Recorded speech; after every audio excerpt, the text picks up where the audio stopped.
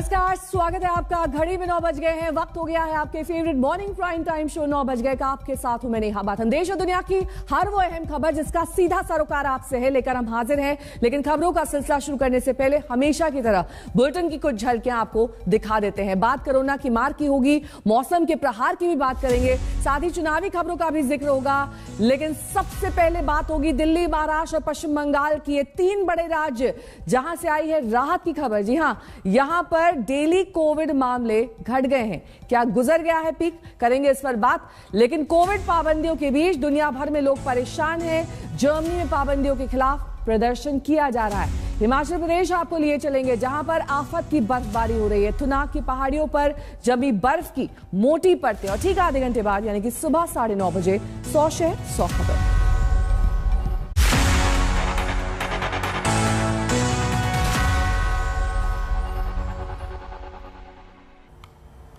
और इस बीच बड़ी खबर आ रही है दिल्ली से। दिल्ली के मुख्यमंत्री अरविंद केजरीवाल आज 12 बजे प्रेस कॉन्फ्रेंस करने वाले हैं।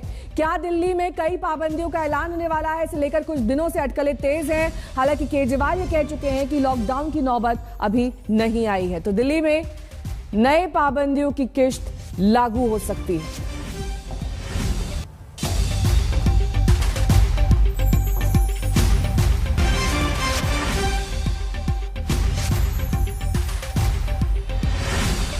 और आइए एक बार दिल्ली के कोविड आंकड़ों पर नजर डाल लेते हैं। नए मामले शुरुआत करते हैं 5 जनवरी से, जब 10,665 मामले थे। 6 जनवरी को बढ़कर 15,097 हो गए। 7 जनवरी को 17,335। 20,121 का आंकड़ा इसने 8 जनवरी को छुआ। 9 जनवरी 22,751। वहीं 10 जनवरी को 19,166 दिल्ली में कोरोना के मामले, यानी कि लगातार ये ग्राफ ऊपर की ओर बढ़ता जा रहा है। नए मामले 19,166। कुल मौत दिल्ली में 17 है, जबकि संक्रमण दर यहां पर अब 25% हो चुकी है। हर चौथा व्यक्ति अब दिल्ली में संक्रमित हो चुका है। 5 मई 2021 के बाद सबसे ज्यादा ये संक्रमण दर बताई जा रही है। 15 मई 2021 के बाद सबसे ज्यादा एक्टिव मामले सामने आ रहे हैं, यानी कि लगातार ये आंकड़े डरा रहे हैं। और इसी की वजह से आज दिल्ली के सीएम प्रेस कॉन्फ्रेंस करने वाले हैं। और देश में जिस हिसाब से कोरोना संक्रमण की तादाद बढ़ रही है, उससे अंदाजा लगाना मुश्किल है कि ये कितना खतरनाक है। जान का खतरा कम है, मगर फिर भी तीसरी लहर की स्पीड ने देश को दहशत में डाल दिया है। खतरा 2 हफ्ते से ज्यादा का बताया जा रहा है।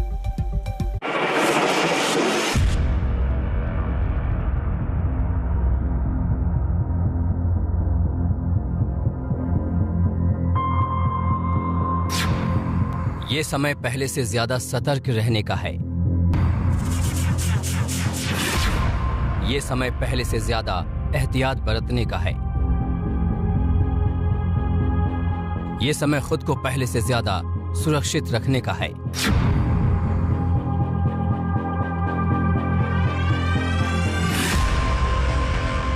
जी हां, समय ही ऐसा है।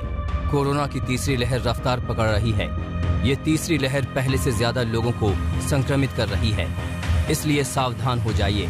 अगले 2 हफ्ते अगर आपने सावधानी बरती तो मान के चलिए कि कोरोना के प्रहार से जरूर बच जाएंगे, क्योंकि आने वाले 10 दिन कोरोना का विस्फोट होगा। मुंबई में हमारा अंदाज है 15-16 जनवरी में अधिकतम स्तर पे पहुंचेंगे और उसके बाद बड़ी तेजी से संख्या कम होनी शुरू होगी। दिल्ली में भी कुछ ऐसा ही आकलन है हमारा।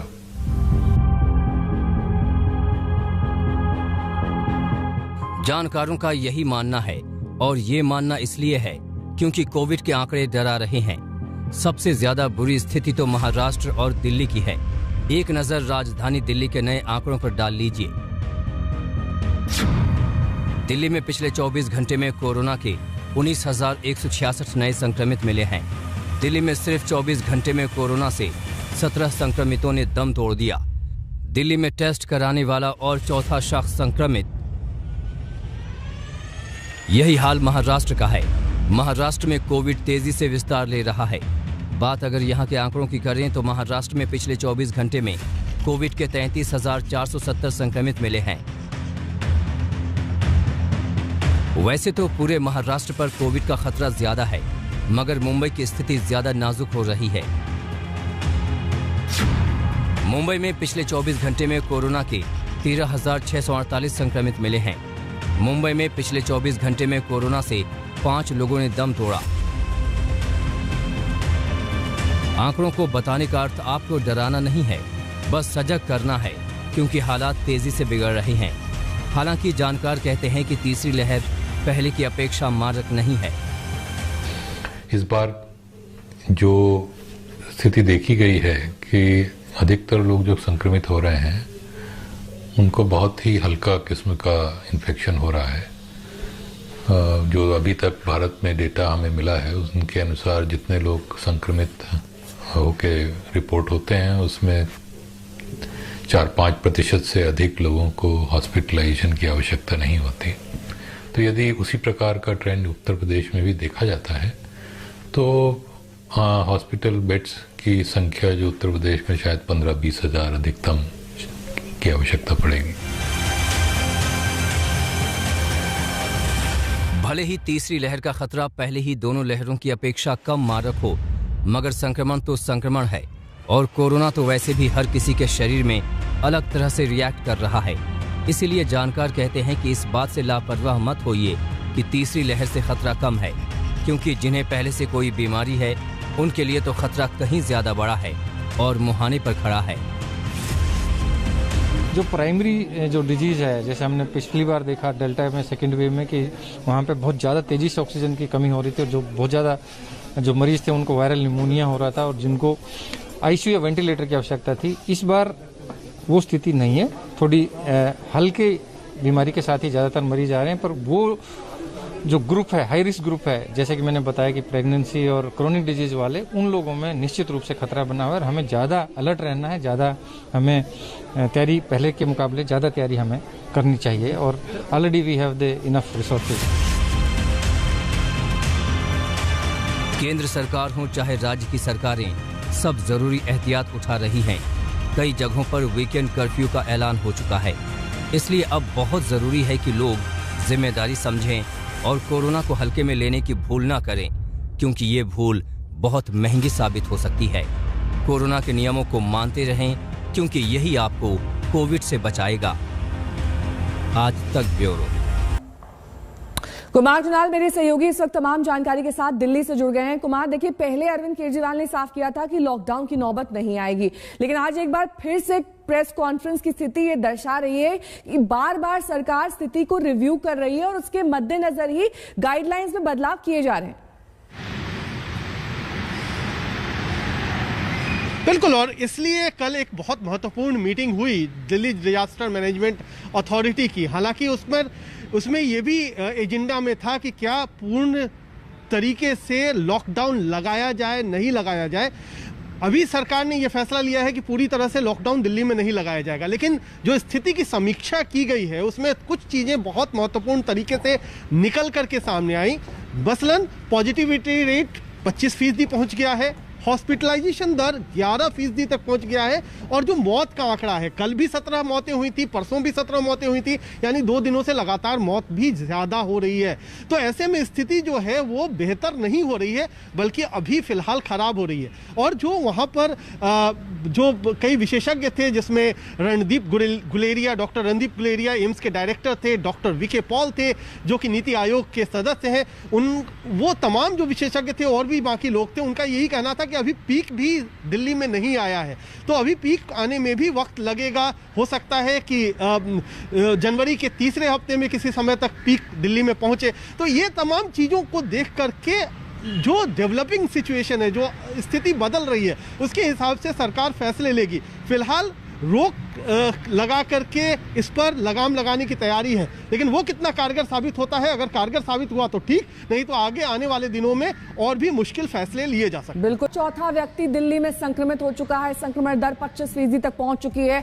आपको दिखा देते हैं अलग अलग राज्यों की स्थिति। शुरुआत दिल्ली के साथ ही करते हैं। 19,166 नए मामले, उत्तराखंड 1292, उत्तर प्रदेश 8,334, बिहार 4,737, पश्चिम बंगाल 19,246, 1186 मामले, कर्नाटक 11,698, तमिलनाडु 13,990। वहीं केरल की स्थिति भी इस वक्त ठीक नहीं है, 6,238 मामले, गुजरात 6,097, राजस्थान 6,095। ये तमाम वो राज्य जहां पर कोरोना के नए मामलों का आंकड़ा हम आपको दिखा रहे हैं। तो अब आपको दिखा देते हैं कि कैसे लगातार महानगरों में इजाफा हो रहा है। जो बड़े शहर है उनकी बात कर लेते हैं। दिल्ली 19,166, मुंबई 13,648, अहमदाबाद 1,893, जयपुर 2,749, सूरत 1,778, वहीं बेंगलुरु 9,221, चेन्नई की बात कर ले यहां पर 6,190 नए मामले। तो ये दरअसल दर्शा रहा है कि जो बड़े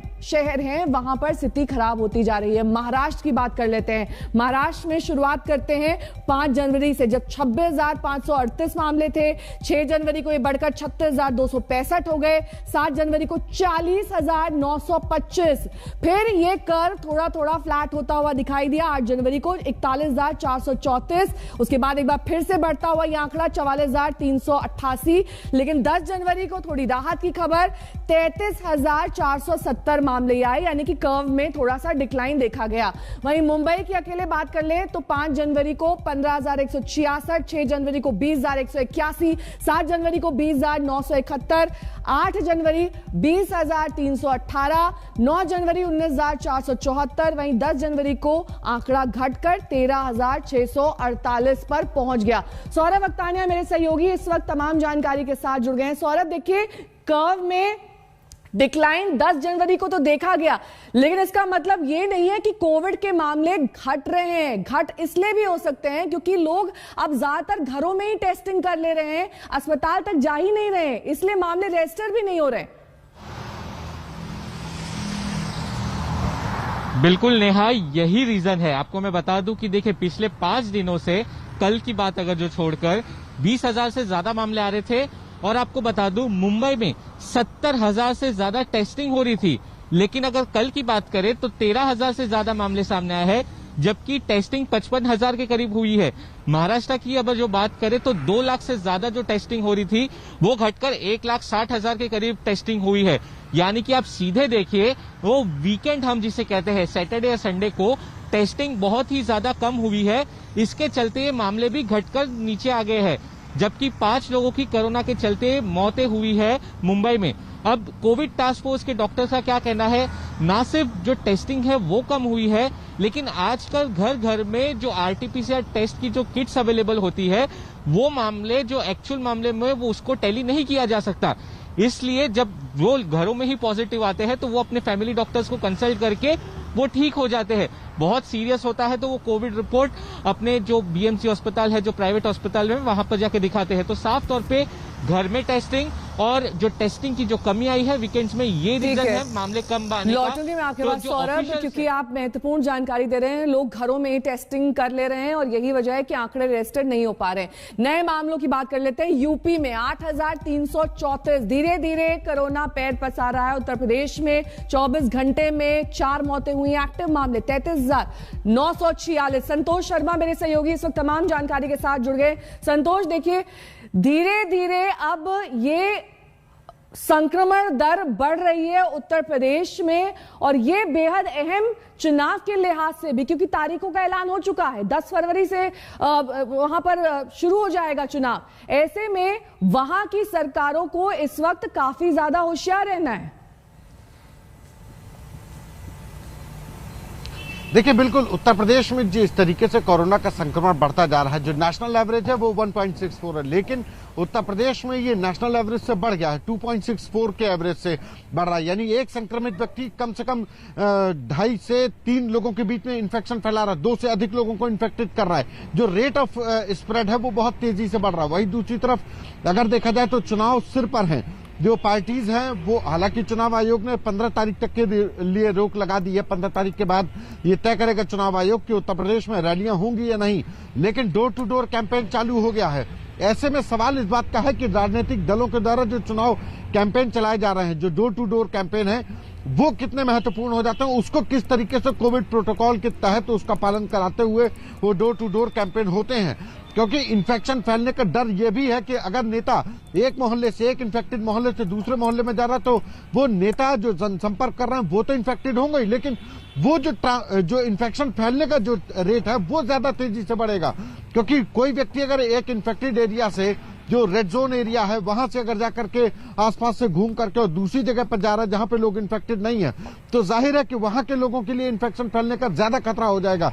ऐसे में अभी चुनाव आयोग मॉनिटर कर रहा है। उत्तर प्रदेश में चुनाव सन्निकट है, 10 फरवरी को पहली पोलिंग होगी, लेकिन जिस तरीके से कोविड को देखते हुए चुनाव आयोग ने इन 5 राज्यों में उत्तर प्रदेश समेत जो डिजिटल रैली लगाने को कहा है कि डिजिटली लौटेंगे आपके पास बेहद महत्वपूर्ण जानकारी। लेकिन कोरोना टेस्ट की बदल गई है गाइडलाइन। संक्रमित के संपर्क में आने पर जांच की जरूरत नहीं है, यानी कि मान लिया जाएगा कि आप संक्रमित हो चुके हैं। अत्यधिक जोखिम की श्रेणी में होने पर ही जांच जरूरी है, यानी कि ज्यादा सिम्टम्स आपको दिखाई दें तभी आप जांच कराइए। अत्यधिक जोखिम का मतलब ज्यादा उम्र, गंभीर बीमारी वाले लोग, यानी कि जिनमें कोमॉर्बिडिटी की संभावनाएं ज्यादा हैं। तो कोरोना से बचने में वैक्सीन का बहुत बड़ा रोल है। हमारे देश में बूस्टर डोज भी लगनी शुरू हो चुकी है। केंद्र सरकार का भी जोर वैक्सीन पर है, मगर चिंता की बात यह है कि देश में बड़ी आबादी ऐसी है जिसे अब तक एक डोज या फिर दूसरी डोज नहीं लगी है। ऐसे लोगों को ज्यादा खतरा है।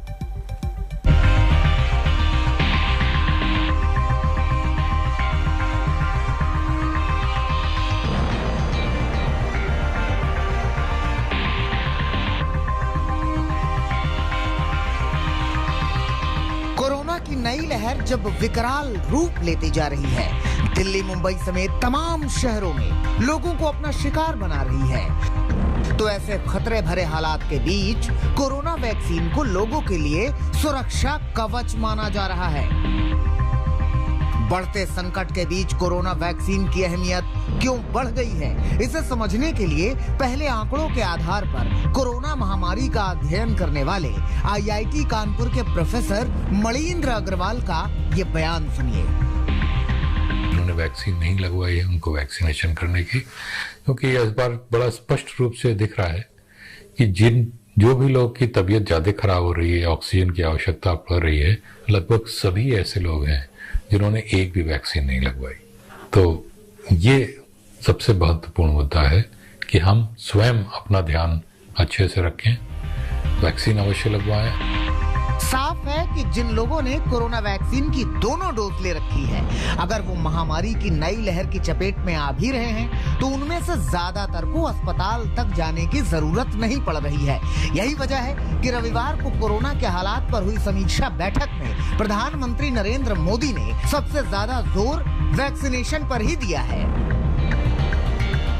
बैठक में पीएम मोदी ने निर्देश दिया कि देश में मिशन मोड में वैक्सीनेशन किया जाए। इसके साथ ही पीएम ने बच्चों के वैक्सीन ड्राइव को तेज करने को भी कहा। पीएम मोदी के इस निर्देश के पीछे सबसे बड़ी वजह यह है कि कोरोना के बढ़ते मामलों के बीच लोगों की जीवन पर खतरा कम से कम हो, क्योंकि जानकार ये मानते हैं कि करीब 2 साल बीत जाने के बाद भी कोरोना का अब तक कोई रामबाण इलाज सामने नहीं आया है, लेकिन वैक्सीन लोगों के लिए सुरक्षा कवच बन सकती है। एक बात तो हमको मान के चलना है कि चाहे कोई भी वेरिएंट हो, चाहे वो डेल्टा था, चाहे वो उससे पहले वेरिएंट था और या अब ओमिक्रॉन है, हर एक में प्रिकॉशन ही सबसे इम्पोर्टेंट है, जिसको कोविड एप्रोप्रिएट बिहेवियर हम कहते हैं। यानी कि सोशल डिस्टेंसिंग, हैंड हाइजीन, अपना मास्क लगा के रखें एंड वैक्सीनेशन की जिस तरह से चल रही है वैक्सीनेट करें। बचाना ही सबसे इम्पोर्टेंट है। अभी भी अगर कोई कहीं रामबाण है किसी बीमारी के लिए तो अभी तक आया नहीं है। कुछ दवाइयां हैं जिसको हम कर रहे हैं जो प्रयोग के हिसाब से हैं, इमरजेंसी ऑथराइजेशन मिल रही है, लेकिन अगर ये कहीं पूरा 100% ठीक करेगा तो ऐसा है नहीं। इसलिए प्रिवेंशन ही है जो हमको बचा पाएगी। आंकड़ों के मुताबिक भारत में अब तक कोरोना वैक्सीन की 152 करोड़ से ज्यादा खुराक दी जा चुकी है और देश में 63% से ज्यादा आबादी को वैक्सीन की दोनों डोज दी जा चुकी है। अमेरिकी centre for disease control and prevention के आंकड़े भी यही बताते हैं कि वैक्सीन नहीं लगवाने वालों में वैक्सीन लगवा चुके लोगों के मुकाबले संक्रमण का खतरा 10 गुना ज्यादा है, जबकि मौत का खतरा 20 गुना ज्यादा है। उधर कोरोना के खतरे को देखते हुए केंद्र वैक्सीनेशन के साथ साथ स्वास्थ्य सेवाओं को भी मजबूत करने पर जोर दे रहा है, ताकि अगर आने वाले दिनों में संकट बढ़ता है तो लोगों को आसानी से स्वास्थ्य सुविधाएं मिल सके। जिस तेजी से देश में कोरोना के केस बढ़े हैं, उसमें आने वाले कुछ दिनों में भी और उछाल की उम्मीद है। साउथ अफ्रीका का जब हमने प्रारंभ में आकलन किया था, जब भारत का डेटा हमारे पास उपलब्ध नहीं था, तो हम ये मान के चले थे कि जिस प्रकार साउथ अफ्रीका में हुआ वैसे ही भारत में होगा, और उसके अनुसार कुछ प्रोजेक्शन किए थे। लेकिन इंडिया के ट्रेंड देख के बड़ा स्पष्ट है कि साउथ अफ्रीका जैसा हमारे यहाँ नहीं हो रहा है। साउथ अफ्रीका से कहीं अधिक ये इन्फेक्शन फैल रहा है, और उसका कारण एक ही दिखता है कि हमारे यहाँ ओमिक्रॉन जो है वो लोगों की इम्यूनिटी जो पुरानी थी, चाहे वैक्सीन वाली हो या इन्फेक्शन वाली हो, उसको बाईपास कर रहा है। यही वजह है कि पीएम मोदी की समीक्षा बैठक के बाद केंद्र सरकार ने राज्यों को चिट्ठी लिखी है, जिसमें स्वास्थ्य सुविधाओं को बेहतर करने के निर्देश दिए गए हैं। राज्यों को लिखी गई चिट्ठी में कहा गया है कि अस्पतालों में बेड बेहतर किए जाएं। इसके साथ ही मरीजों से इलाज का ज्यादा खर्चा न वसूला जाए। प्रधानमंत्री नरेंद्र मोदी जल्द ही कोरोना संकट पर सभी राज्यों के मुख्यमंत्रियों के साथ बैठक करने वाले हैं। इस बातचीत के दौरान भी उन राज्यों में वैक्सीनेशन तेज करने पर चर्चा हो सकती है जहां वैक्सीनेशन की रफ्तार धीमी है, ताकि वैक्सीनेशन की गति बढ़ाकर लोगों पर कोरोना का खतरा कम किया जा सके। दिल्ली से अशोक सिंघल और हिमांशु मिश्रा के साथ आज तक ब्यूरो। बात अब सियासत की करेंगे। यूपी में चुनावी बिगुल बज चुका है। वादों और दावों का लगातार दौर जारी है। यूपी चुनाव को लेकर पंचायत आज तक में मुख्यमंत्री योगी आदित्यनाथ ने 325 से ज्यादा सीटों को हासिल करने का दावा किया है। अखिलेश यादव ने एक बार फिर 400 सीट की बात कही है। प्रियंका गांधी ने आज तक से खास बातचीत में फिलहाल अपने संगठन की मजबूती की ही बात कही। हर मुद्दे पर आज तक ने एक साथ इन तीनों दलों के तीनों बड़े नेताओं से सवाल किए। ये दोहरा चरित्र इन लोगों का था।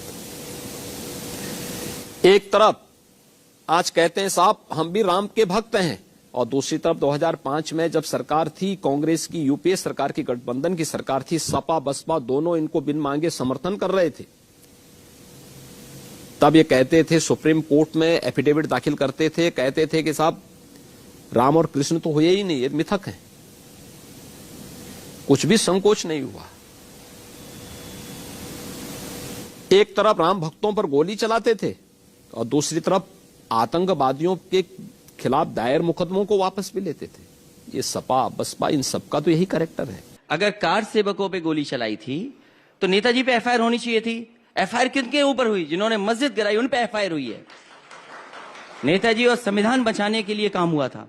एफआईआर किस पे हुई? मुझे आप ही जवाब दीजिए। जब इतना एफआईआर उन्हीं पे हुई है तो क्यों हुई? आप मुझे बताइए क्यों हुई एफआईआर उनके ऊपर? आपको मालूम है कि आप चुनाव लड़ेंगी, जीत जाएंगी। 5 साल बाद आपको मालूम है कि धर्म के आधार पर या जाति के आधार पर आपको वोट मिलना ही मिलना है। ठीक है, मान लो आपको एक मोहल्ले से वोट मिल रहा है और आपको मालूम है कि इस मोहल्ले में मुझे इस आधार पे वोट मिलेगा कि किसी धर्म के आधार पे या जाति के आधार पे।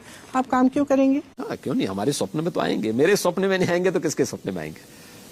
और मैं जरूर देखता हूं कि भगवान राम का आशीर्वाद हम पर है, भगवान कृष्ण का भी आशीर्वाद हम पर है। पर सपने में वो आते हैं अखिलेश जी के। अखिलेश जी को तो कोसने के लिए जाएंगे भगवान कृष्ण।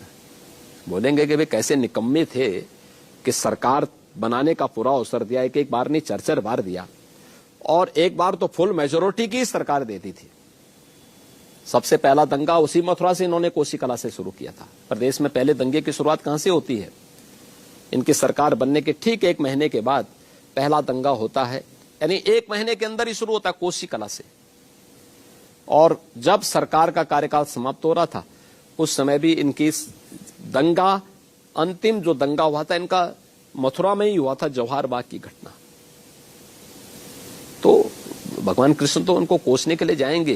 वो जो तस्वीरें थी जहां पर साड़ी छीन ली गई, कपड़े फाड़ दिए गए, ऐसा नजारा, ऐसे दृश्य लोकतंत्र में किसी ने नहीं देखे होंगे। और जब कभी भी किसी के सम्मान के साथ खिलवाड़ हुई है उनको सजा मिली है। और इस बार जिस तरीके से जिला पंचायत के चुनाव में, पंचायत के चुनाव में लूट हुई, बेईमानी हुई, लोकतंत्र में जनता तैयार है भारतीय जनता पार्टी को साफ करने के लिए।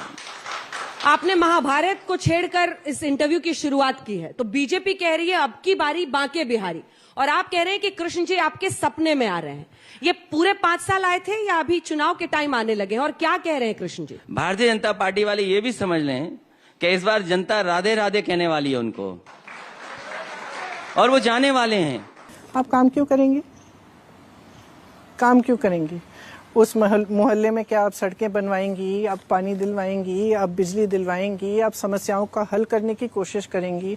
जब कोई आपत्ति आएगी तो आप क्या उस जनता के पास जाएंगे? नहीं, क्योंकि आपको मालूम है कि अंत में मुझे धर्म का मुद्दा उठाना है, जाति का मुद्दा उठाना है, सांप्रदायिकता करानी है या जातिवाद कराना है, और उसके आधार पर मुझे वोट मिलेगा। बात अब पंजाब के मुख्यमंत्री चरणजीत सिंह चन्नी की करेंगे। चन्नी ने चंडीगढ़ में कल अपना काफिला रुकवाकर हादसे के एक पीड़ित की मदद की। एक बाइक सवार फिसल जाने की वजह से घायल हो गया था। उसी वक्त सीएम चन्नी वहां पर पहुंचे। उनका काफिला सेक्टर 36 से गुजर रहा था।